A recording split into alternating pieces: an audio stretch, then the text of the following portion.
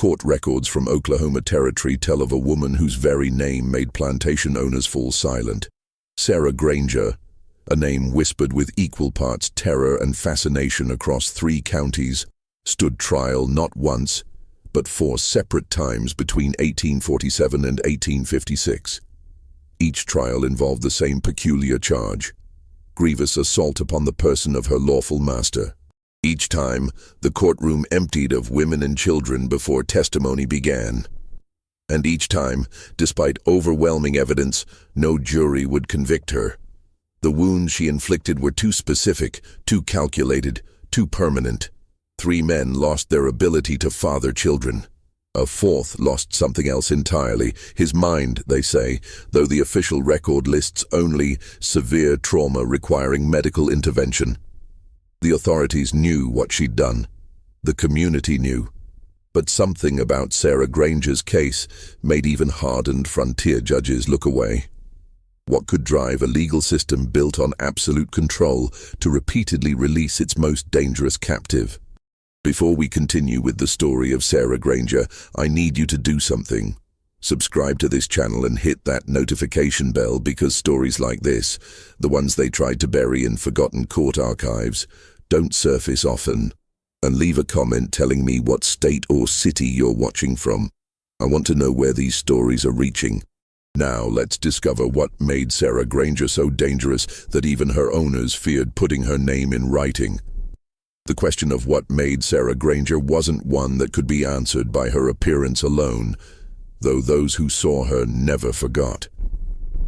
She stood just over 5 feet tall, with hands that seemed too delicate for the cotton fields where she'd spent most of her 32 years. Her face bore a single distinctive mark, a thin scar running from her left temple to her jawline, courtesy of an overseer's whip when she was 14. But it was her eyes that unsettled people. They didn't carry the downcast submission expected of someone in her position. They measured, they calculated, they remembered everything. Sarah had been born in 1824 on a tobacco plantation in northern Alabama, the daughter of a woman whose name was never recorded in any ledger. Her first master, Edmund Hartwell, had been what the community considered reasonable. He fed his workers adequately, punished only when drunk, and occasionally allowed marriages among his property. Sarah learned to read by watching Hartwell's daughter practice her letters, memorizing the shapes through a crack in the schoolroom wall. This education, illegal and dangerous, would later prove essential to her survival. When Hartwell died in 1842, his estate was liquidated to pay gambling debts. Sarah was 18, strong, and literate, qualities that made her valuable. She was sold to a cotton trader named James Wickham for $850, a price that reflected both her physical capability and what Wickham called her refined bearing. The sale separated her from her mother, her 2 younger brothers, and the only home she'd known. The journey west to Oklahoma Territory took 6 weeks, chained in a wagon with 11 others, watching the landscape change from green hills to endless prairie. Oklahoma Territory in 1842 was a contradictory place, officially Indian Territory, yet increasingly populated by white settlers who brought their peculiar institutions with them. The land itself seemed caught between identities. Creek and Cherokee nations coexisted uneasily, with Presbyterian missionaries, federal troops, and plantation owners fleeing depleted soil in older states.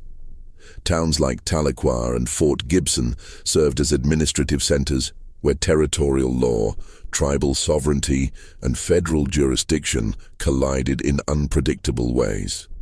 Wickham's holdings lay 15 miles south of Fort Gibson, in what's now Muskogee County. 300 acres of cotton, corn, and tobacco, worked by 42 men, women, and children living in a row of 7 cabins behind the main house. The overseer, a thick-necked Georgian named Walter Pruitt, ran the fields with methodical brutality. 20 lashes for talking during work, 30 for leaving the fields without permission, 50 for striking back. The punishment was administered publicly every Saturday after sundown, the assembled workers forced to watch while Pruitt demonstrated the consequences of disobedience. Sarah spent her first 3 months keeping her head down and her literacy hidden. She picked cotton with mechanical efficiency, never the fastest, but never the slowest. She learned which workers could be trusted and which would trade information for extra rations. She learned that Wickham visited the cabins on Tuesday nights when his wife traveled to Fort Gibson to visit her sister. She learned that Pruitt preferred the younger women, the ones who hadn't yet developed the hollow-eyed resignation that came with years of such attention. She also learned that Wickham's wife, Charlotte, knew everything that happened on the plantation, but had long since stopped caring. Charlotte Wickham had been a Charleston belle once, daughter of a shipping magnate, educated in French and piano. Now she was 34, childless, and sustained by laudanum and the pretense that her husband's nocturnal wanderings were merely inspections of the property. She spent her days in the parlor, playing the same Chopin nocturne over and over until the notes seemed to bleed into the walls. The first incident occurred on a Tuesday in late November 1842, 5 months after Sarah's arrival. Wickham appeared at her cabin door just after 10 o'clock, when most of the exhausted workers had collapsed into sleep. He carried no lamp. He knew the path too well. Sarah was awake, had been awake, because Tuesday nights had a particular quality of silence. The other women in the cabin didn't move when Wickham entered, didn't acknowledge his presence. This was the unspoken rule. You pretended not to see, not to hear, not to know. Wickham stood over Sarah's pallet for a long moment. She could smell the whiskey on him, mixed with tobacco and the pomade he used on his hair. When he reached down and touched her shoulder, she didn't flinch. She simply said in a voice barely above a whisper, "I'll kill you if you touch me again." He laughed. The sound was soft, almost fond, as if she'd told a clever joke. His hand moved from her shoulder to her throat, not squeezing, just resting there, a reminder of the power differential, the absolute nature of his ownership. What happened next took perhaps 3 seconds, though witnesses later struggled to describe the sequence of events. Sarah's hand, which had been hidden beneath her thin blanket, emerged holding something metallic. There was a brief, violent motion. Wickham made a sound. Not quite a scream, more like all the air leaving his lungs at once, and staggered backward, colliding with the cabin wall. Blood soaked through his trousers with shocking speed.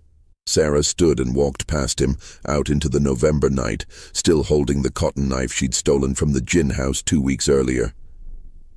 She walked directly to the main house, climbed the steps to the porch, and knocked on the door with the calm precision of someone delivering an expected message.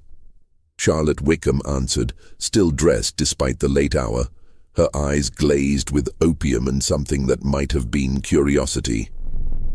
Sarah held out the bloodied knife, handle first, and spoke clearly. "Your husband tried to force himself on me. I've injured him. He's in cabin 4. He'll need a doctor." Then she sat down on the porch steps and waited for whatever came next. What came next was Dr. Theodore Gaines, roused from sleep at midnight and riding 14 miles through darkness to attend to an injury whose nature Pruitt refused to describe in detail. Gaines arrived to find Wickham barely conscious, his wife sitting in the parlor still playing that same nocturne, and Sarah Granger sitting on the porch with her hands folded in her lap as if attending church service. The medical details entered the official record only as severe trauma to the gentleman's person, rendering future marital relations inadvisable. In less delicate terms, shared in whispers between doctors and lawyers over the following weeks, Sarah had castrated James Wickham with a 3-inch cotton knife, the cut so clean and precise that Gaines initially thought she must have had surgical training. The blade had removed both testicles with what he described in his private journal as remarkable anatomical knowledge. Wickham survived. Physically. He spent 6 weeks recovering in his bedroom while Charlotte continued her piano practice downstairs, the mechanical repetition of those same 16 measures serving as the household's only acknowledgement that anything unusual had occurred. Pruitt ran the plantation in Wickham's absence, his punishments growing more severe, his temper shorter. But he didn't touch Sarah. Nobody touched Sarah. The legal question of what to do with her became Oklahoma Territory's most uncomfortable conversation. Territorial law was clear. A slave who struck a master could be executed. A slave who caused permanent injury to a master should be executed. But the circumstances, Wickham's nocturnal visit, the location of the injury, the fact that Sarah had immediately surrendered herself, created complications no one wanted to address publicly. The territorial judge, Samuel Breckenridge, was a Kentucky transplant who'd spent 20 years navigating the impossible contradictions of frontier justice. He'd presided over land disputes between Cherokee Nation and white settlers, treaty violations, murder cases where tribal and federal law offered opposing verdicts. But Sarah Granger's case presented something different, a moral question disguised as a legal one. Breckenridge interviewed Sarah privately in the Fort Gibson courthouse, a conversation never officially transcribed, but later recounted to his clerk. She answered his questions with disturbing calm. Yes, she'd taken the knife 2 weeks prior, anticipating Wickham's eventual visit. Yes, she knew the anatomy well enough to ensure the injury would be permanent. No, she felt no remorse. When Breckenridge asked why she'd chosen such a specific punishment, her answer chilled him. I wanted to make sure he couldn't do to anyone else what he tried to do to me. The trial lasted 1 day. Wickham couldn't attend, his physician claimed, though the truth was simpler. He couldn't face a courtroom where the details of his injury would become public record. Pruitt testified that Sarah had always been difficult, prone to insolent behavior. Dr. Gaines testified to the nature and severity of the injury. Charlotte Wickham didn't testify at all, though she sat in the gallery throughout, her expression unreadable. The defense, such as it was, came from an unexpected source. A Creek tribal delegate named William Harjo stood and argued that under tribal law, which technically still applied to crimes committed in Indian Territory, Sarah's actions constituted self-defense against sexual assault. His presence was irregular, possibly illegal, and definitely unprecedented. But Breckenridge allowed him to speak. The jury of 12 white men deliberated for 7 hours. They returned a verdict of not guilty. The courtroom erupted. Territorial prosecutors demanded a retrial. Plantation owners from 3 counties sent letters of outrage. A Baptist minister published a sermon in the Fort Gibson newspaper warning that acquitting Sarah would encourage rebellion and chaos among the servile population. But Breckenridge stood by the verdict, and Sarah returned to Wickham's plantation, where she was immediately sold. Her new owner was Marcus Sheffield, a widower who operated a smaller farm 30 miles west.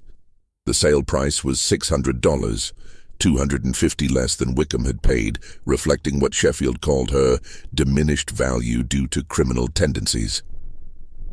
Sheffield had a reputation as a reasonable master, a man who attended Presbyterian services every Sunday and occasionally allowed his workers to earn small wages for extra tasks. Sarah had been on Sheffield's property for 4 months when she cut him too. The pattern, once established, became impossible to ignore, though many tried desperately to ignore it anyway. Sheffield's injury occurred under circumstances almost identical to Wickham's: a late-night visit to the cabins, an attempted assault, Sarah's swift and anatomically precise response. This time she used a straight razor she'd stolen from Sheffield's own shaving kit, discovered hidden beneath his bed during her rotation cleaning the main house. Sheffield, unlike Wickham, survived his injuries with somewhat better health. Dr. Gaines called once again to attend to an undisclosed trauma, noted in his journal that the damage was severe but not entirely catastrophic.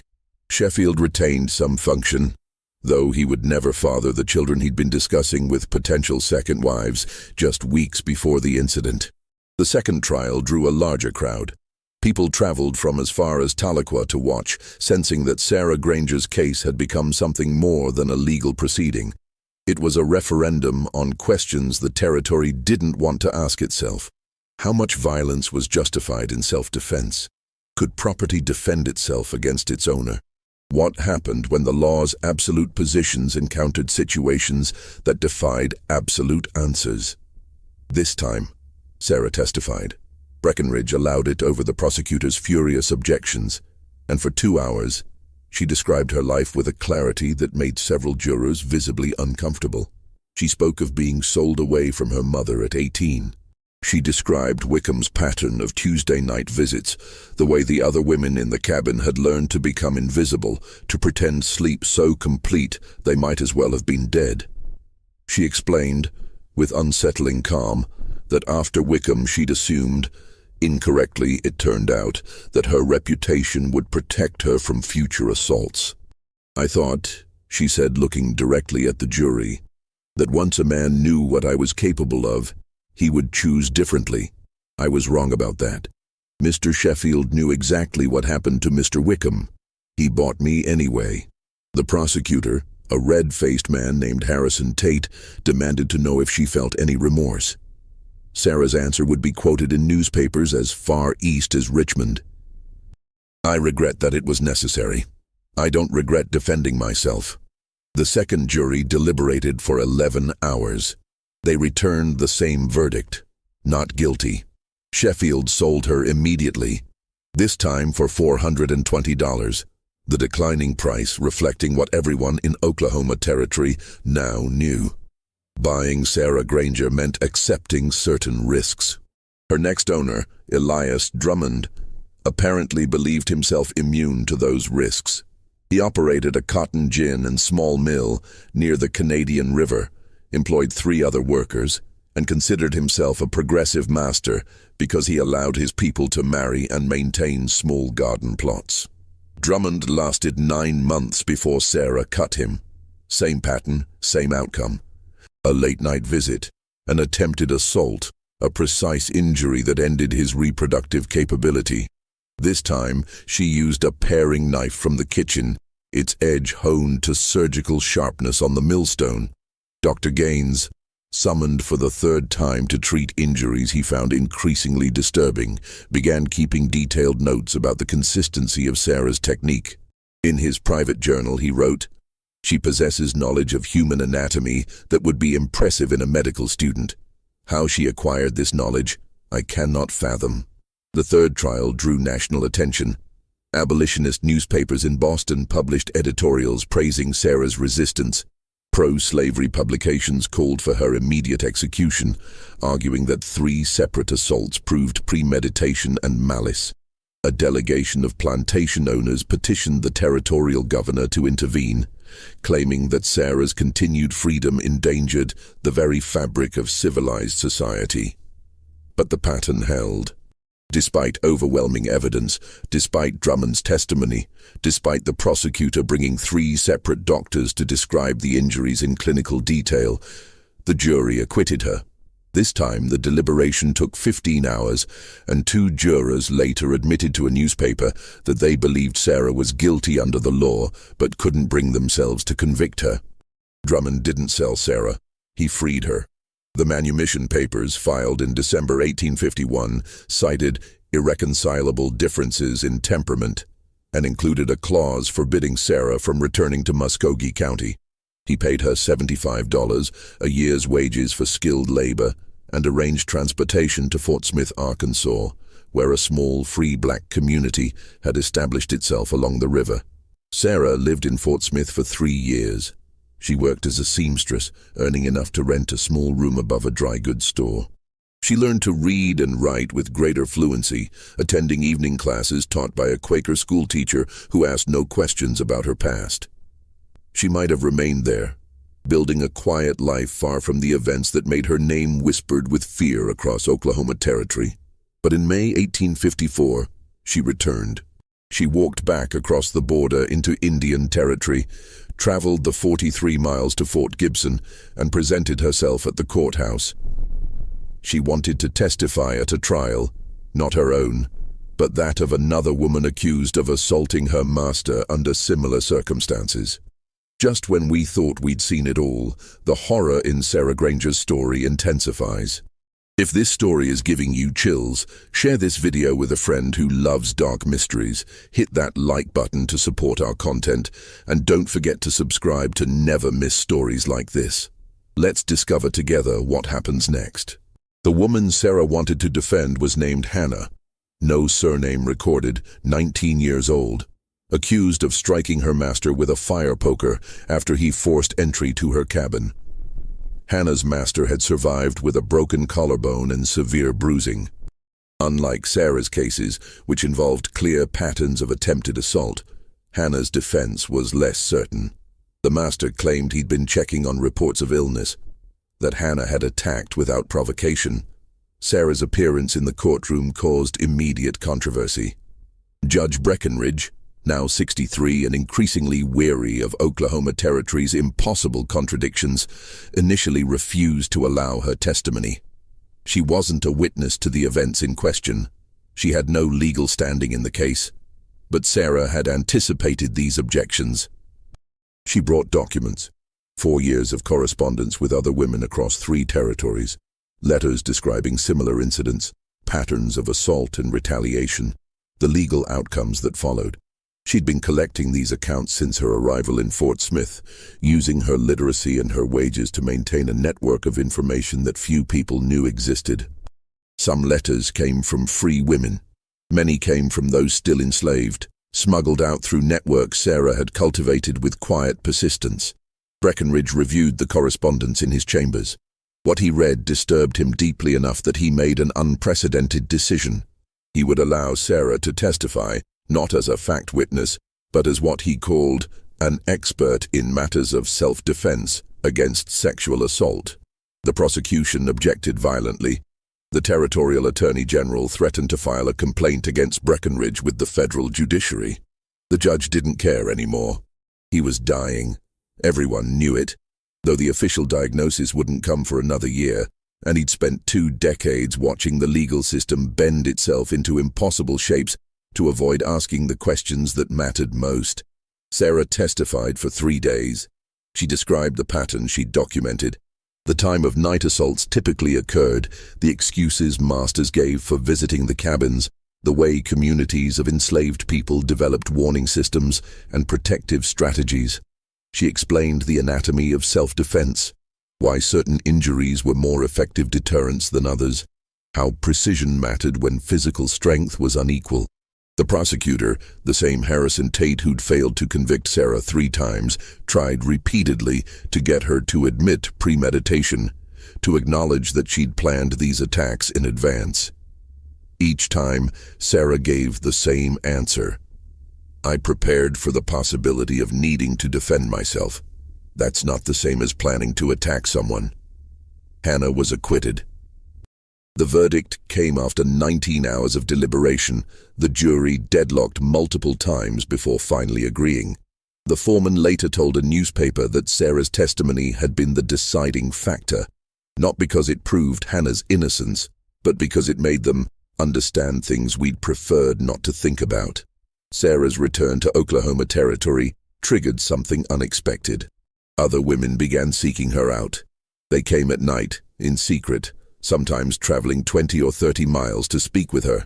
They brought questions about protecting themselves, about the legal consequences of resistance, about whether Breckenridge's courtroom represented a real change or merely a temporary aberration. Sarah answered their questions with the same calm precision she brought to everything. She taught them anatomy, not from books, which she couldn't safely carry, but from memory and diagrams she drew in dirt or ash. She explained which injuries were most effective, which left the least room for retaliation, which could be defended in court as proportionate response to assault. She never encouraged violence. She simply provided information, then let each woman decide for herself what to do with that knowledge. The plantation owners noticed. Of course they noticed. Between 1854 and 1856, 9 separate incidents occurred across Oklahoma and Arkansas territories. Cases where enslaved women injured masters or overseers who'd attempted assault. Not all the injuries were as severe as Sarah's signature technique, but the pattern was unmistakable. Precise, calculated, aimed at specific anatomical targets designed to end reproductive capability. A group of 23 plantation owners formed what they called the Territorial Property Protection Committee. They hired a lawyer from Richmond, Virginia, a specialist in what was euphemistically termed servile insurrection law. His name was Cornelius Vance, and he'd successfully prosecuted dozens of cases involving slave rebellions and resistance. He came to Oklahoma Territory with one goal: to find a legal mechanism to charge Sarah Granger with something that would stick. Vance couldn't charge her with the original assaults. She'd been acquitted, and double jeopardy protected her. He couldn't charge her with teaching reading and writing, because she was a free woman now, beyond those restrictions. But he found something else: conspiracy to commit mayhem. It was an obscure statute, rarely used, based on English common law from the 1600s. The charge didn't require proof that Sarah had directly participated in any attack, only that she'd provided knowledge and encouragement that led to injuries. The fourth trial began in August 1856. This time, the prosecution called 17 witnesses: masters who'd been injured, overseers who testified to seeing Sarah meeting with women who later committed assaults, even one woman who claimed Sarah had explicitly instructed her on where to cut. The courtroom was packed. Federal marshals stood guard, anticipating violence. Judge Breckinridge, visibly frail now, his hands shaking as he held his gavel, presided over what everyone knew would be his final significant case. Sarah's defense team, 3 lawyers from the newly formed Oklahoma Territorial Bar Association who'd volunteered their services, argued that teaching self-defense couldn't constitute conspiracy. They brought medical experts who testified that the injuries, while severe, were rarely life-threatening. They presented evidence that every woman who'd been charged following these incidents had been acquitted on grounds of self-defense. But Vance was skilled. He reframed the question brilliantly. Wasn't there a difference between spontaneous self-defense and calculated, premeditated action? Didn't Sarah's lessons constitute planning? Didn't the consistency of the injuries across multiple incidents suggest coordination rather than individual desperate acts? The testimony revealed something that horrified the prosecution, even as they presented it. Sarah hadn't just been teaching anatomy, she'd been documenting everything. In a rented room above a boarding house in Fort Gibson, investigators found 47 letters, 6 journals, and detailed records of assaults, legal proceedings, and outcomes across 5 territories. Sarah had been building a comprehensive archive of resistance, a record of what worked legally and what didn't, which judges were sympathetic and which prosecutors could be outmaneuvered. It was, in essence, a handbook for resistance, not a call for rebellion or violence, but a careful, methodical guide to self-defense and the legal strategies that might protect those who defended themselves. Some pages contained medical drawings, others held transcripts of legal arguments that had succeeded in court.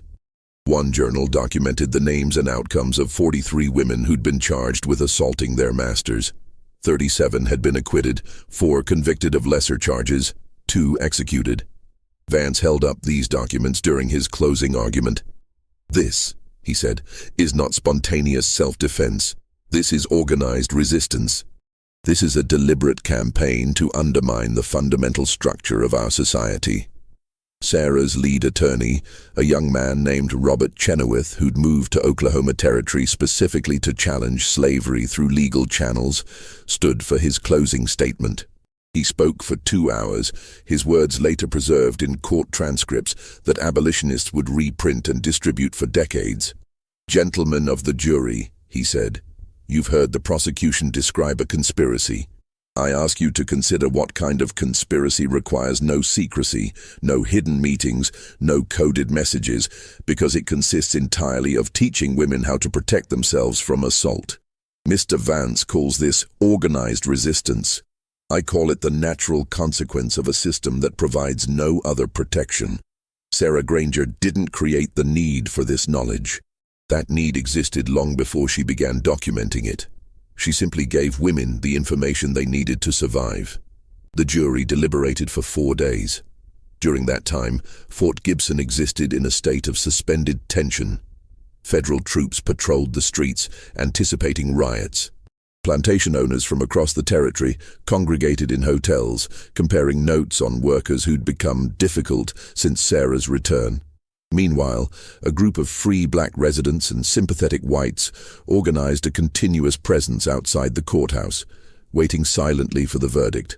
Judge Breckenridge used those 4 days to write his own final statement, not a legal document, but a personal letter to his daughter in Philadelphia.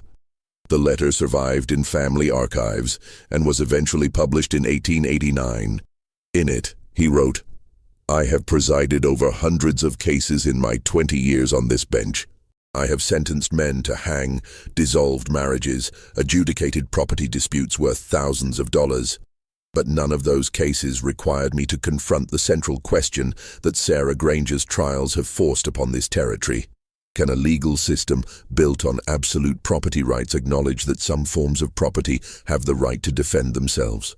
We have constructed an edifice of law that depends on certain people being things rather than humans, and then we act shocked when those people remind us they are, in fact, human. Sarah Granger is guilty of only one crime: refusing to accept the premise that her body belongs to anyone but herself." The letter was never sent. Breckenridge died of heart failure on the 3rd day of jury deliberation, collapsing in his chambers while reviewing case law. His death shocked the territory. He'd been ill for months, but his presence had seemed permanent, as fixed as the courthouse itself. The trial was suspended for 3 days of mourning, then resumed under Judge William Patterson, a younger man with significantly less patience for legal complexity. When the jury finally returned, their foreman looked exhausted. He read the verdict in a voice barely audible beyond the first row, not guilty on all charges. But he didn't stop there. In an unprecedented addition to the standard verdict, he read a statement the jury had collectively written. "We find the defendant not guilty of conspiracy because we cannot in good conscience criminalize the act of teaching women to protect themselves from assault. However, we acknowledge the concerns raised by the prosecution regarding the organization and documentation of this knowledge. We therefore recommend that territorial authorities establish clear legal protections for enslaved persons against sexual assault by their masters, rendering such self-defense instruction unnecessary." The courtroom sat in stunned silence. The jury's statement was legally meaningless. Juries decided facts, not policy, but its implications were explosive. They'd essentially declared that the problem wasn't Sarah's actions, but the system that made her actions necessary. Vance immediately filed an appeal with territorial authorities, arguing that the jury had exceeded its mandate. The Territorial Property Protection Committee announced a reward of $500 for information leading to Sarah's conviction on any charge. Several newspapers published editorials calling for her exile or arrest on vagrancy charges. But something had shifted. The consensus that had previously existed among Oklahoma Territory's white population, that the system itself was beyond question, had fractured. Presbyterian ministers began preaching sermons about moral complexity in an immoral institution. The territorial legislature received petitions from women's groups in Fort Smith and Tahlequah asking for exactly what the jury had recommended: legal protections against assault. Nothing came of these petitions. The territorial government, dominated by plantation interests, had no intention of undermining the property rights that formed the foundation of its economy. But the conversation had changed. Sarah Granger's case had forced questions into the open that could no longer be completely suppressed. Sarah herself seemed oddly detached from the controversy swirling around her. She continued living in Fort Gibson, working as a seamstress, maintaining her correspondence with women across multiple territories. She attended church services at the African Methodist Episcopal congregation, sang in the choir, lived a life that seemed almost aggressively normal considering the chaos her trials had created. But she was also preparing. In the 18 months following her fourth acquittal, she began transferring her documents to a network of safe locations, churches, private homes, even a Creek Nation council house, where a sympathetic delegate agreed to store a trunk of letters in tribal archives. She was creating redundancy, ensuring that even if one location was raided, the information would survive. She also began training others to continue the work. 3 women, Two formerly enslaved, one freeborn, studied with her for months, learning not just the anatomy and legal strategies, but the careful documentation methods that made her archive valuable. They learned to write clearly and concisely, to preserve dates and details, to distinguish between rumor and verified fact. In December 1857, two federal marshals arrested Sarah on charges of mail fraud. The charge was technical, absurd on its face. They claimed she'd been using the postal system to distribute information that endangered public safety. The evidence was thin. A few confiscated letters, testimony from a postmaster who admitted he'd been pressured to monitor her correspondence. Everyone understood this was simply the latest attempt to silence her through legal mechanisms. This trial was different from the previous four. Judge Patterson made clear from the opening that he would tolerate no lengthy testimonies about self-defense or systemic abuse. The question, he insisted, was simple. Had Sarah Granger violated federal postal regulations? Everything else was irrelevant. The trial lasted 2 days. The jury returned a guilty verdict in 40 minutes. Patterson sentenced her to 18 months in federal detention at Fort Leavenworth, Kansas, to be followed by permanent exile from Oklahoma Territory. As marshals led her from the courtroom, Sarah turned and spoke directly to the gallery, her voice clear enough to carry to the back rows. They can exile one woman. They cannot exile the knowledge I've shared. Remember that. Fort Leavenworth in 1858 was a military installation that doubled as a federal prison for the territories. Sarah arrived in January, shackled in a wagon with 3 other prisoners, and was assigned to the women's section, a limestone building that housed 17 women convicted of crimes ranging from theft to murder.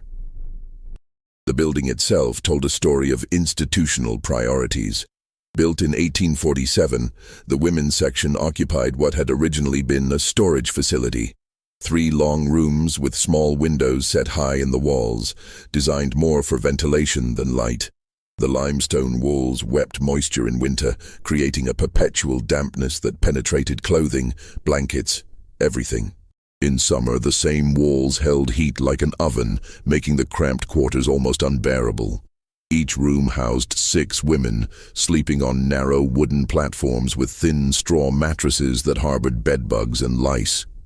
The conditions were harsh but not intentionally cruel. Or rather, the cruelty was systemic rather than personal. The guards, a rotation of 3 men overseen by a matron named Mrs. Hale, treated the inmates with detached efficiency. They weren't brutal.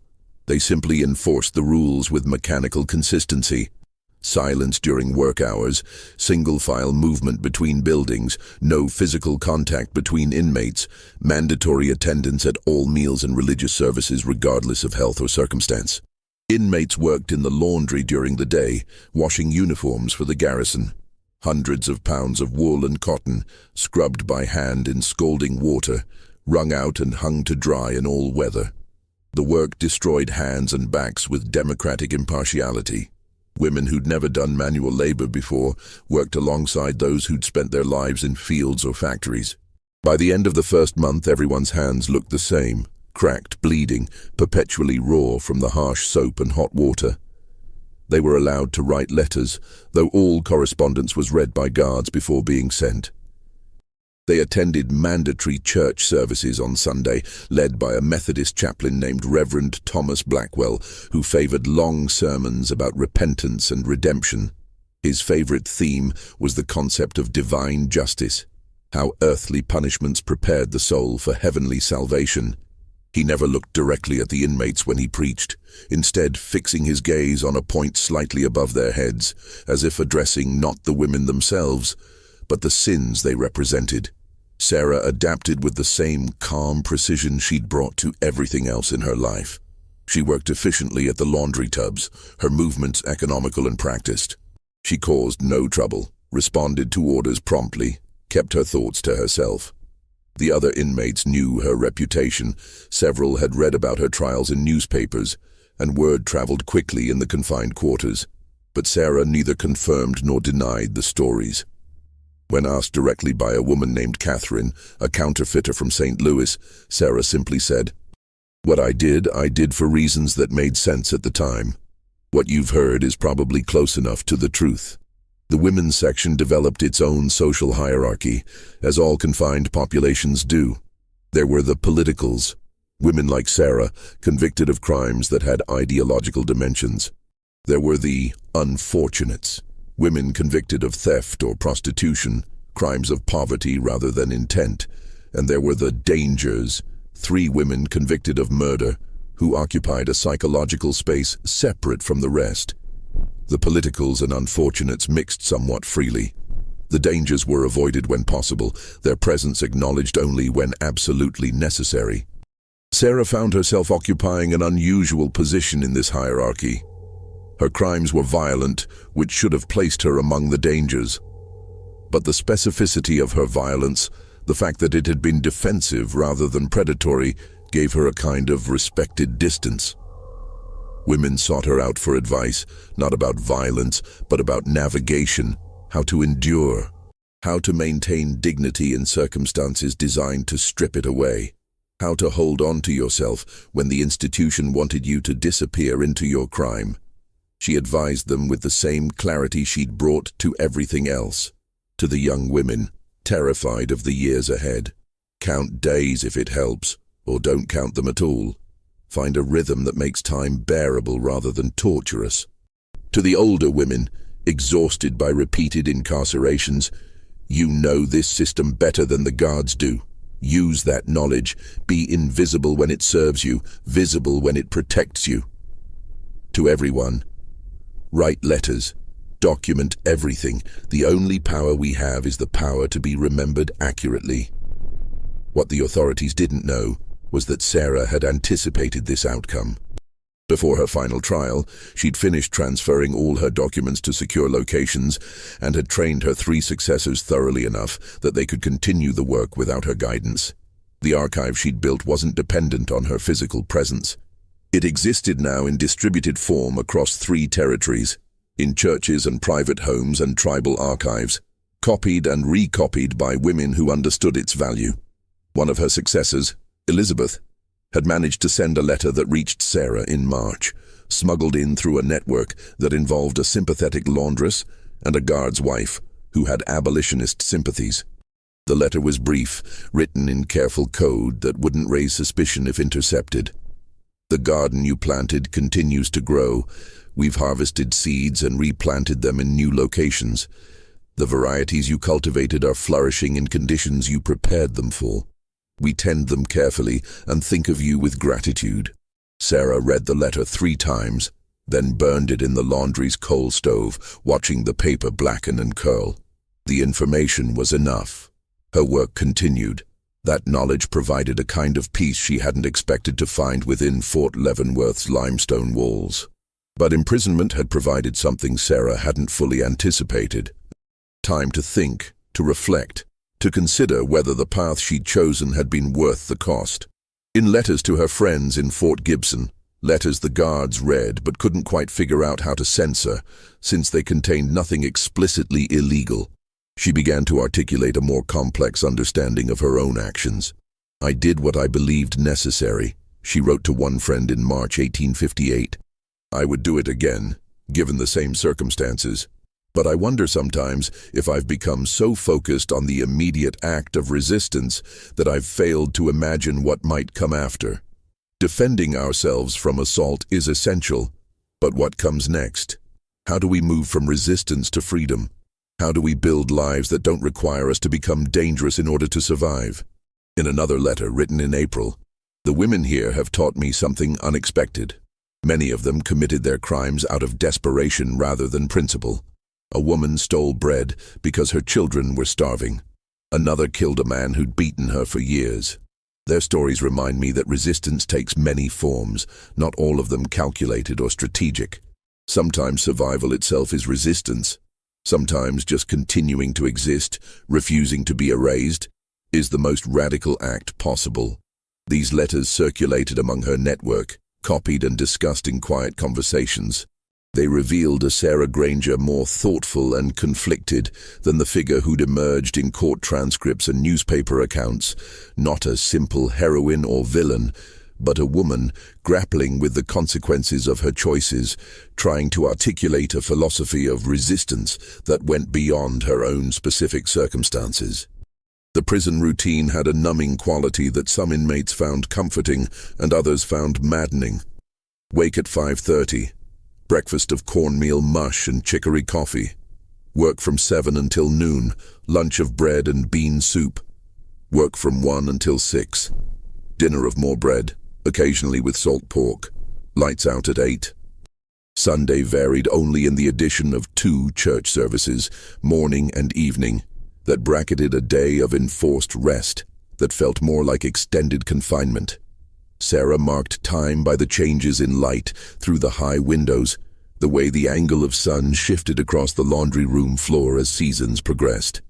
Spring brought longer days and the smell of prairie grass through the small ventilation openings. Summer brought oppressive heat and the distant sound of military drills. Fall brought cooler air and the formation of geese overhead, their calls somehow reaching even into the stone building. Winter brought darkness and cold that penetrated everything. In July 1858, 6 months into her sentence, something unexpected happened.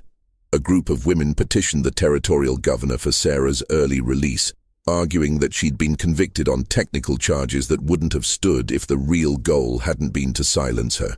The petition contained 127 signatures. White women, black women, Creek and Cherokee women, crossing racial and legal boundaries that rarely overlapped. The petition itself was a remarkable document, carefully worded to avoid inflammatory language while making its point clearly. It acknowledged that Sarah had been convicted of mail fraud, then systematically demonstrated why that conviction represented a miscarriage of justice. It noted that the postal regulations she'd allegedly violated were inconsistently enforced, that dozens of people regularly used the mail system for similar purposes without prosecution. It pointed out that the trial had been unusually brief, that evidence of selective prosecution had been excluded, that the sentence was disproportionate to the offense. More significantly, the petition argued that Sarah's real crime had been teaching women to defend themselves against assault, a service that should be recognized as public good rather than criminal conspiracy. This language was bold, possibly dangerous for the signatories, yet 127 women had been willing to attach their names to it. The governor, a political appointee named William Seward, no relation to the senator, dismissed the petition without comment. But its existence mattered. It demonstrated that Sarah's influence extended beyond the communities of enslaved and formerly enslaved people, that her message had reached women who had everything to lose by associating themselves with her cause. Several signatories were wives of military officers stationed at forts across Kansas and Oklahoma territories. Others were teachers, shopkeepers, farmers' wives, respectable women who'd taken considerable social risk by signing. News of the petition reached Fort Leavenworth through informal channels. Mrs. Hale, the matron, mentioned it during a laundry inspection, her tone carefully neutral. "Seems you've got friends making noise on your behalf. Won't do any good, but it's something."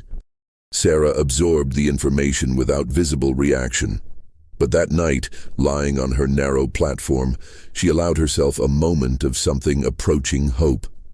Not hope for early release, she was too realistic for that. But hope that her work would outlast her confinement, that the seeds she'd planted would continue bearing fruit. The petition had one unintended consequence. It increased scrutiny on Sarah within the prison. The commandant, Colonel Marcus Hayes, became concerned that she might be organizing inmates or using her correspondence to coordinate resistance activities. He ordered all her letters read more carefully, all her interactions observed more closely. Mrs. Hale was instructed to report any suspicious behavior, any attempts to form alliances or share information. But Sarah had anticipated this too. She'd been careful from the beginning to maintain friendly but superficial relationships with other inmates. She offered advice when asked, but never initiated political discussions. Her letters home were carefully crafted to contain nothing actionable, Expressions of gratitude for support, reflections on prison routine, questions about friends' health and welfare. If the authorities were looking for evidence of conspiracy, they found nothing. August brought a heat wave that turned the women's section into something approaching torture. The limestone walls, which held cold so effectively in winter, now held heat with equal efficiency. Women collapsed at the laundry tubs. The straw mattresses became breeding grounds for insects that seemed to thrive in the oppressive conditions. Mrs. Hale requested permission to adjust the work schedule, allowing inmates to work during cooler morning hours, but Colonel Hayes denied the request. Rules were rules. Maintaining discipline required consistency. 3 women died that August, 1 from heat stroke, 2 from dysentery that spread through the confined quarters with terrifying speed. The deaths were recorded matter-of-factly in prison logs, names, dates, causes. The bodies were buried in the prison cemetery with minimal ceremony. Life continued with mechanical indifference. Sarah survived the heat through the same strategies that had gotten her through previous hardships: methodical hydration, careful rationing of energy, mental discipline that allowed her to separate her consciousness from immediate physical discomfort. She'd learned these techniques in cotton fields under Alabama's sun, refined them during the journey to Oklahoma Territory, applied them now in this new context. Pain was inevitable. Suffering was a choice in how you processed that pain. By September, when temperatures finally began to moderate, Sarah had lost weight she couldn't afford to lose. Her hands, already damaged by laundry work, had developed sores that wouldn't heal properly in the damp conditions. She developed a cough. Nothing serious initially, just a persistent irritation that made sleep difficult. Mrs. Hale noticed but didn't report it. Minor ailments were common and generally resolved themselves. Drawing attention to every cough or ache would create paperwork nobody wanted. In October, the cough worsened. Sarah began running occasional fevers, nothing dramatic but persistent. She continued working. Stopping would mean losing privileges, possibly facing punishment for malingering. But her efficiency declined. Tasks that had taken an hour now took 90 minutes. Other inmates noticed and quietly adjusted their own work to compensate, maintaining the expected output so guards wouldn't ask questions. By early November, Sarah could no longer hide the severity of her condition. The cough had become constant, racking spasms that left her gasping. The fevers spiked higher, sometimes leaving her confused and disoriented. Mrs. Hale finally reported to the prison doctor, a man named Albert Richardson, who visited the women's section once weekly to address medical issues. Dr. Richardson examined Sarah on November 8th. His diagnosis was swift and certain: pneumonia, likely contracted from the combination of dampness, exhausted immune system, and the perpetual chest irritation caused by laundry chemicals. He prescribed bed rest, better nutrition, and transfer to the infirmary, a separate building with better ventilation and heating. Colonel Hayes approved the infirmary transfer but denied the request for improved rations. Budget constraints, he explained. The prison operated on fixed appropriations. Special meals for sick inmates would create precedent that couldn't be sustained. Richardson argued that without adequate nutrition, Sarah's chances of recovery were minimal. Hayes shrugged. She was a federal prisoner serving time for crimes against public order. The government's obligation was to confine her safely, not to ensure her comfort or recovery. The infirmary held 6 beds in a single room, currently occupied by 4 other patients. 2 women with tuberculosis, 1 recovering from a fall that had fractured her collarbone, 1 suffering from some unnamed wasting disease that had reduced her to skeletal fragility. Sarah was assigned a bed near the window, a mixed blessing. The ventilation helped with breathing, but the drafts aggravated her fever. For 3 weeks, she existed in that peculiar state, between life and death that serious illness creates.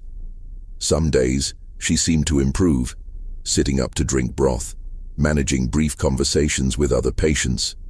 Other days, she couldn't distinguish between waking and sleep, her consciousness drifting through memories and dreams without clear boundaries. She dreamed of Alabama, of her mother, whose name she'd never known, of two brothers sold away before she was old enough to remember their faces clearly. She dreamed of cotton fields, and the scar on her face, and the moment she'd decided that survival required becoming dangerous. She dreamed of courtrooms and judges and juries who'd looked at her with expressions she still couldn't quite interpret. Horror, yes, but also something else. Respect, fear, recognition. She dreamed of the women she'd taught, the letters she'd collected, the archive she'd built. In her dreams, the archive had physical form. A building made of paper and ink, walls constructed from documented resistance, roof thatched with the stories of women who'd refused to accept the premise of their own powerlessness. People walked through this building, reading the walls, learning from the accumulated knowledge.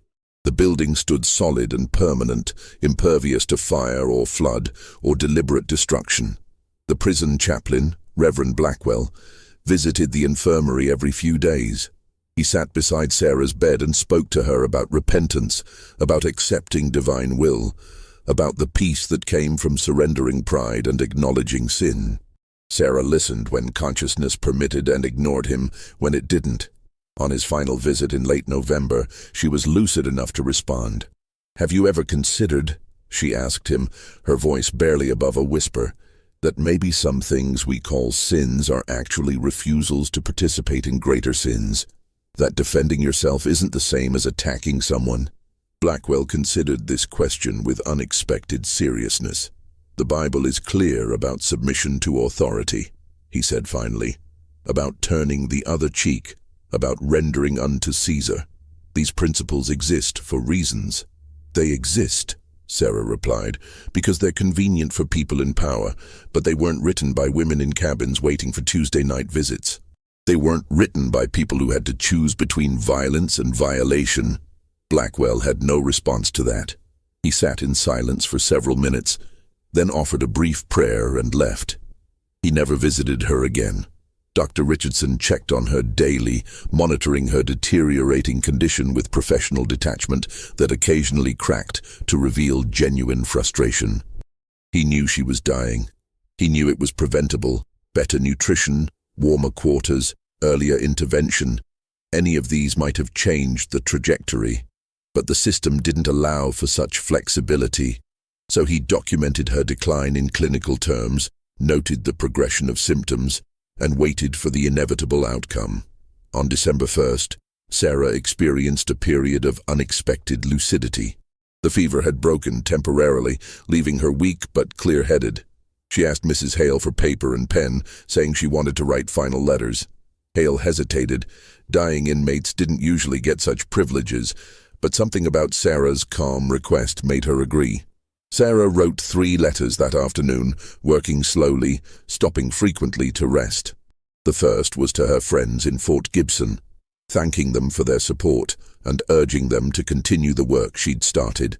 The second was to Elizabeth and her other successors, providing final instructions for maintaining the archive and expanding the network. The third was addressed to Judge Breckenridge's daughter in Philadelphia. Breckenridge himself had died, but Sarah had learned his daughter had become involved in abolitionist work. In this final letter, Sarah wrote, "Your father understood something that many men in his position refused to see, that law without justice is simply organized violence. He allowed me to defend myself legally because he recognized that the system he served was morally indefensible. I hope you'll continue his work, questioning the premises that others take for granted, insisting that law serve humanity rather than property. Tell your children that there was once a judge in Oklahoma Territory who chose conscience over convention. In a better world, that wouldn't be noteworthy. In this world, it's worth remembering." She sealed the letters and gave them to Mrs. Hale, who promised to mail them. Whether Hale actually did so remains unclear. No delivery records survived. But years later, copies of all 3 letters appeared in historical archives, suggesting they'd reached their intended recipients and been preserved. On December the 2nd, Sarah's fever returned with renewed intensity. She drifted in and out of consciousness, her breathing labored and irregular. Dr. Richardson increased her laudanum dosage, prioritizing comfort over lucidity. There was nothing else he could do. Sarah Granger died just after dawn on December 3, 1858, at age 34. The official cause of death was listed as pneumonia complicated by general physical decline. 2 other inmates were present, the woman with tuberculosis and Mrs. Hale, who'd stayed through the night despite not being officially on duty. They later reported that Sarah's final words, spoken so quietly they almost missed them, were, "The work continues." She was buried in the prison cemetery that afternoon, in an unmarked grave alongside other inmates who died in federal custody. The spot was marked only by a wooden stake with a number painted on it, 1858-17, indicating she was the 17th prisoner to die that year. No family attended. Her mother and brothers had been scattered by sales years ago, their locations unknown. Reverend Blackwell read a brief service, the same generic words he used for all prisoner burials, noting in his journal that Sarah had died without repentance for her crimes, but also without bitterness. Mrs. Hale, standing at the edge of the small gathering of guards and inmates required to attend, later wrote in a letter to her sister, "I've seen many women pass through here, and most leave broken in one way or another. Sarah Granger was different. She remained herself until the end. I don't know if that makes her story tragic or triumphant. Perhaps it's both." News of Sarah's death reached Oklahoma Territory 2 weeks later, carried by a military courier who delivered mail to Fort Gibson. The notice appeared in the territorial newspaper as a brief entry in the deaths column. Sarah Granger, convicted of mail fraud, deceased at Fort Leavenworth, December 3rd. No services planned. The brevity was deliberate, minimizing attention, treating her death as an administrative detail rather than an event of significance. But within certain communities, the news traveled differently. It moved through churches and private homes, carried by word of mouth and copied letters, reaching people who'd known Sarah personally or known of her work. The reactions varied widely, reflecting the complex legacy she'd created. Among plantation owners and territorial authorities, there was quiet relief mixed with lingering unease. The Territorial Property Protection Committee issued no formal statement, but several members expressed satisfaction in private correspondence. Cornelius Vance, the Richmond lawyer who'd finally secured a conviction, wrote to a colleague, "The Granger problem has resolved itself through natural causes. Perhaps now we can return to more settled conditions." But even Vance's letter contained a note of uncertainty, though I wonder if the damage she caused will prove more lasting than we anticipate. He was right to wonder. Among the communities Sarah had served and influenced, her death sparked something unexpected, not despair but renewed determination. The archive she'd built became, in her absence, more valuable and more carefully protected. Her 3 trained successors intensified their documentation efforts, seeing themselves as custodians of a legacy that demanded continuation. Elizabeth, whose full name history never recorded, wrote in her journal 3 days after learning of Sarah's death. She taught us that knowledge is the only power we truly possess. They could imprison her body, silence her voice, but they could not erase what she documented. That work continues, will continue, must continue, until the need for such knowledge no longer exists. We owe her this, to be as meticulous, as strategic, as unflinching as she was in building something that outlasts any single person. The network Sarah had established proved remarkably resilient. In the 18 months following her death, the documentation system she'd created actually expanded, incorporating new correspondence from Missouri, Arkansas, and as far east as Tennessee. Women who'd never met Sarah but had learned of her work through second-hand accounts began sending their own stories, their own observations about patterns of assault and resistance, contributing to an archive that grew more comprehensive even as its founder lay in an unmarked grave. This expansion wasn't without risks. In April 1859, authorities in Arkansas intercepted a packet of letters being transported between Fort Smith and a church in Little Rock. The letters contained detailed accounts of assaults by plantation owners and documentation of legal proceedings that had followed. 5 women were arrested on charges of conspiracy and seditious correspondence.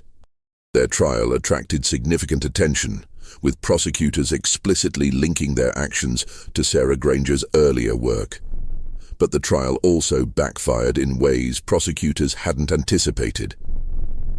Defense attorneys used the opportunity to enter the full contents of the intercepted letters into the court record, making public the patterns of assault and inadequate legal protection that Sarah had documented. Newspapers, covering the trial for its sensational elements, found themselves publishing accounts that raised uncomfortable questions about the system itself. The 5 women were convicted. The evidence was too clear to allow acquittal, but received surprisingly light sentences. 6 months in county jail rather than federal prison, with time counted from their arrest date. The judge, in his sentencing statement, noted that while conspiracy charges were technically appropriate, the circumstances giving rise to these actions deserve consideration from lawmakers who might address the underlying conditions rather than merely punishing those who document them. It wasn't reform, but it was acknowledgement. Sarah's work had forced certain conversations into public space where they couldn't be completely suppressed. The archive Sarah built outlasted her by decades. Her documents, scattered across multiple territories in the late 1850s, were gradually consolidated in the 1870s and 1880s as formerly enslaved people gained the ability to preserve their own histories. Some materials ended up in church basements in Fort Gibson and Tahlequah, carefully wrapped in oilcloth and stored in wooden trunks. Others were incorporated into early African-American historical societies forming in larger cities. A significant portion was transferred to Creek Nation archives, where tribal historians recognized their value as documentation of a period when their territory had been torn between competing legal and moral frameworks. One of the more remarkable preservation stories involved a Presbyterian minister named Harold Thompson, who'd served in Fort Gibson during the 1850s. Thompson had been ambivalent about slavery, not an abolitionist, but troubled by what he witnessed. After the Civil War, while sorting through church records, he discovered that his predecessor had been storing a collection of Sarah's correspondence in a hidden compartment beneath the pulpit. Rather than destroying these documents, Thompson carefully catalogued them, added contextual notes about the historical period, and eventually donated them to a seminary library in Ohio. His accompanying letter, dated 1877, explained, "These documents made me profoundly uncomfortable when I first discovered them. They describe a world I witnessed but preferred not to acknowledge. Acts of resistance I knew occurred but chose to ignore. I am preserving them not because they reflect well on my generation, but because future generations deserve to know what really happened, not the sanitized version we tell ourselves to maintain comfortable consciences." The legal legacy of Sarah's trials proved equally complex and enduring. While none of her acquittals established formal precedent, the cases were too specific, too dependent on local circumstances. They did influence how territorial courts approached similar cases in the years that followed. Between 1859 and 1865, at least 11 cases involving enslaved persons charged with assaulting their masters included references to territorial precedent regarding self-defense under duress, though never citing Sarah Granger by name. Judges seemed to recognize that her trials had created an informal standard that couldn't be completely ignored. Defense attorneys learned to invoke the principles her cases had established without directly mentioning the controversial figure behind them. This indirect influence meant that Sarah's impact on jurisprudence was real, but difficult to trace in official records. Her name appeared rarely, but the legal reasoning her trials had generated continued shaping outcomes. More significant than legal precedent was the cultural impact. The women Sarah trained continued her work, documenting assaults and legal outcomes, teaching anatomy and self-defense, building networks of communication that would prove crucial during the chaos of the Civil War and its aftermath. When federal troops occupied Oklahoma Territory in 1863, they found communities of formerly enslaved people who were remarkably well organized, who had preserved records of property ownership and family relationships, who understood legal procedures with unusual sophistication. Major Benjamin Harris, a Union officer assigned to administer contraband camps near Fort Gibson, wrote in his official report, "The Negro population here displays an unexpected level of organization and legal knowledge. They maintain extensive documentation of their circumstances and possess clear understanding of their rights under military occupation. This preparation suggests long-standing systems of education and communication that preceded our arrival." He didn't know he was observing the fruits of Sarah Granger's decade-old initiative, the networks and practices she'd established continuing to function years after her death. But some of the people he encountered knew.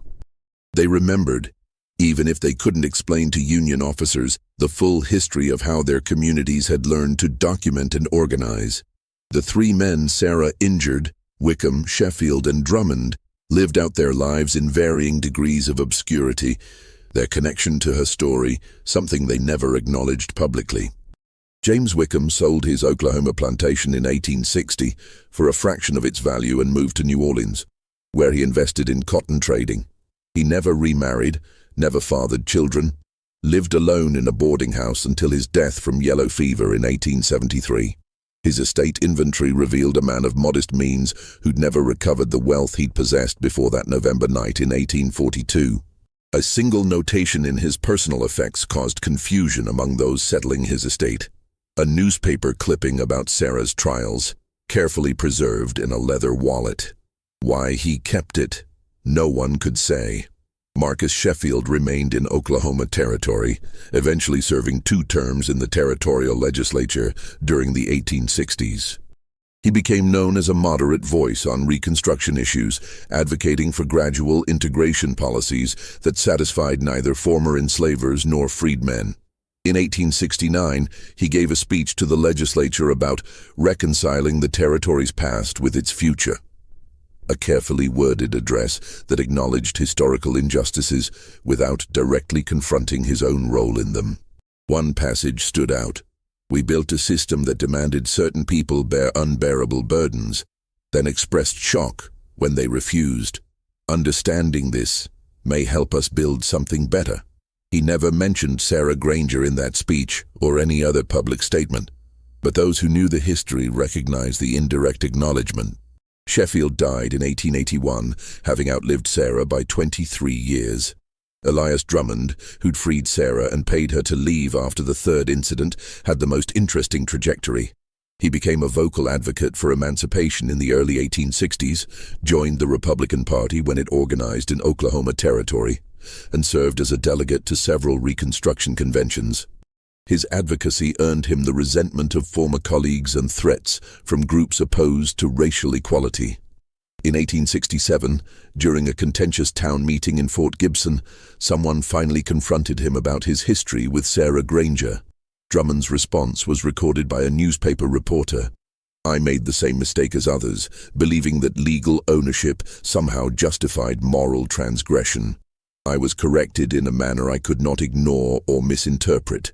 That correction changed how I understood the world. If my current advocacy surprises you, perhaps you should consider what your own correction might look like."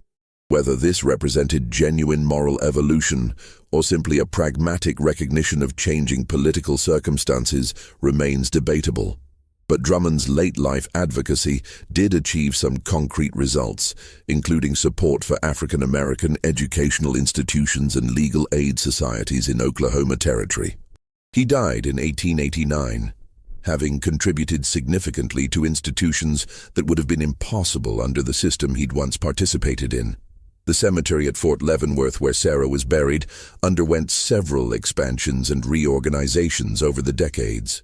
By the 1920s, the section holding federal prisoners had been largely cleared, the graves relocated to make room for military personnel. Sarah's remains, along with those of dozens of other inmates, were moved to an unmarked mass grave on the prison's eastern boundary. A small stone marker, erected in 1934 by a Women's Historical Society, notes that the area contains federal prisoners 1850-1880, but makes no mention of specific names. The marker's inscription reads simply, "Here rest those whose lives ended in federal custody. May their stories not be forgotten." It's a generic memorial, applicable to everyone and specific to no one. Precisely the kind of erasure that Sarah had worked against throughout her life. In 1891, 33 years after Sarah's death, a researcher named Margaret Hutchinson discovered a trunk of her letters in a Presbyterian church in Tahlequah. Hutchinson was writing a comprehensive history of Oklahoma Territory for a national publication and had been interviewing elderly residents about their memories of the pre-Civil War period. Several women mentioned Sarah Granger, describing her in terms that initially made Hutchinson skeptical. The story seemed too dramatic, too perfectly aligned with abolitionist mythology to be entirely factual. But the letters and journals proved the story's essential accuracy. Hutchinson spent 6 months authenticating the documents, cross-referencing them with court records, newspaper accounts, and military records from Fort Leavenworth. What she found was remarkable. Sarah's documentation had been meticulously accurate. Dates matched, names corresponded to census records, legal proceedings aligned with court archives. The woman had been, among other things, a careful historian. Hutchinson published her findings in a lengthy 1893 article titled "A Peculiar Case of Resistance: The Life and Legal Trials of Sarah Granger." The article appeared in a respected historical journal and caused a minor sensation in academic circles. Hutchinson's analysis was careful and measured, avoiding both hagiography and condemnation, instead presenting Sarah as a complex figure whose actions raised uncomfortable questions about law, morality, and resistance. The article was largely ignored by mainstream historians, who were at that time constructing narratives of the antebellum period that downplayed both the violence of slavery and the extent of resistance to it. The lost cause mythology was gaining strength, and stories like Sarah's didn't fit the preferred framework of benevolent masters and contented workers, disrupted only by outside agitators. But in other circles, particularly among African American historians and women's rights activists, Hutchinson's article became influential. It was reprinted in several reform publications, excerpted in speeches, cited in emerging scholarship about resistance and agency under slavery. Sarah Granger's name began appearing in histories where it had previously been absent. The article was largely ignored by mainstream historians, who were at that time constructing narratives of the antebellum period that downplayed both the violence of slavery and the extent of resistance to it. The lost cause mythology was gaining strength, and stories like Sarah's didn't fit the preferred framework of benevolent masters and contented workers, disrupted only by outside agitators. But in other circles, particularly among African American historians and women's rights activists, Hutchinson's article became influential. It was reprinted in several reform publications, excerpted in speeches, cited in emerging scholarship about resistance and agency under slavery. Sarah Granger's name began appearing in histories where it had previously been absent, though her story remained controversial, divisive, uncomfortable.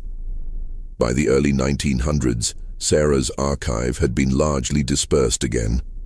Some materials were lost in fires that destroyed churches and community centers. Others were deliberately hidden when political winds shifted and documentation of resistance became dangerous to possess. A few collections survived in private hands, passed down through families who understood their value, even if they couldn't safely make them public. The Oklahoma Territory that Sarah had known transformed beyond recognition. Statehood came in 1907, bringing new laws and new tensions. The communities she'd served evolved, adapted, sometimes thrived and sometimes struggled under changing circumstances. But certain practices she'd established, the emphasis on documentation, the networks of communication, the understanding that knowledge preservation was itself an act of resistance, these endured in modified forms. The women whose names appeared in Sarah's correspondence mostly died without their stories being recorded beyond what she'd documented. They lived, resisted when possible, survived when resistance wasn't possible, and eventually passed from living memory into the fragmented historical record. Their individual stories were lost, but the patterns Sarah had identified and documented remained visible to those who knew where to look. The three men Sarah injured, Wickham, Sheffield, and Drummond, took their full stories to their graves. Whatever guilt, resentment, or understanding they'd developed about that period of their lives remained private, shared only in ways that left no permanent record. Their descendants, if they knew the family history, chose not to preserve it. Some silences are deliberate. The legal principles Sarah's trials had established, such as they were, proved fragile. Subsequent courts sometimes referenced the precedents, sometimes ignored them entirely, depending on political climate and judicial temperament. The questions her cases had forced into public discourse about property rights versus human rights, about self-defense under oppression, about the moral limits of legal authority. These questions didn't disappear, but neither were they resolved. They simply continued, unanswered and unanswerable within the frameworks that had generated them. What Sarah Granger understood, and what made her dangerous to the system she challenged, was something deceptively simple: that resistance required documentation to be effective. Acts of defiance meant little if they weren't recorded, analyzed, shared with others who might learn from them. She transformed individual moments of self-defense into a documented pattern, personal tragedies into evidence of systematic abuse, isolated incidents into proof of widespread practice. This transformation, from individual experience to collective knowledge, represented a threat more profound than any single act of violence. A woman who defended herself was a problem. A woman who taught others to defend themselves was a crisis. But a woman who documented the patterns, preserved the evidence, and built systems for sharing that knowledge across time and distance, that was revolutionary.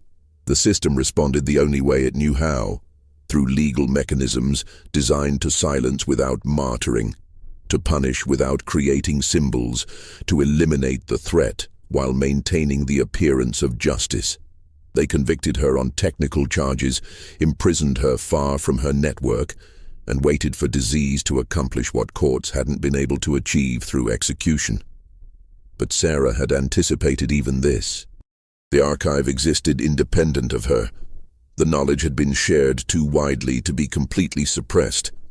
The practices she'd established had become habits for enough people that they continued automatically, requiring no central coordination. She'd built something that could function without her, and it did.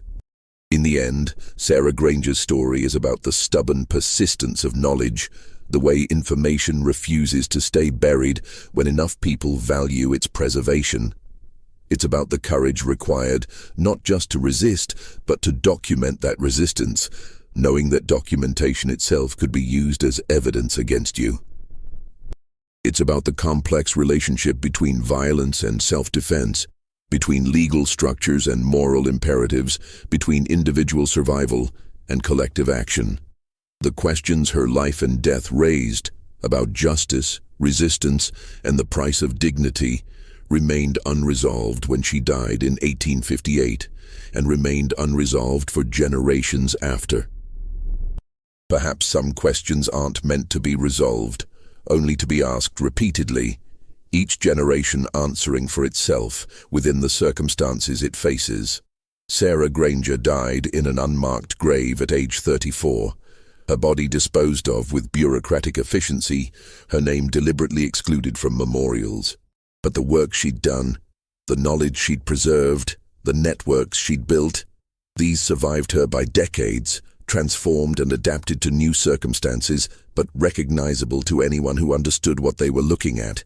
History is filled with people who fought battles we benefit from without having fought ourselves. Some we remember with monuments and holidays. Others leave barely a trace in official records, known only through scattered documents and second-hand accounts. Sarah Granger fell into this second category, too controversial to celebrate, too significant to completely erase, existing in that uncomfortable space where history acknowledges events without quite knowing how to judge them. What do you think of this story? Do you believe Sarah Granger's actions were justified given her circumstances? How should we understand resistance that uses violence in self-defense? Leave your comment below.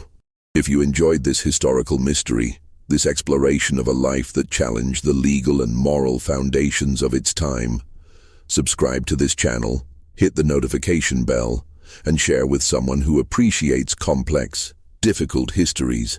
The past is never as simple as we'd like it to be, and sometimes the most important stories are the ones that refuse easy moral conclusions.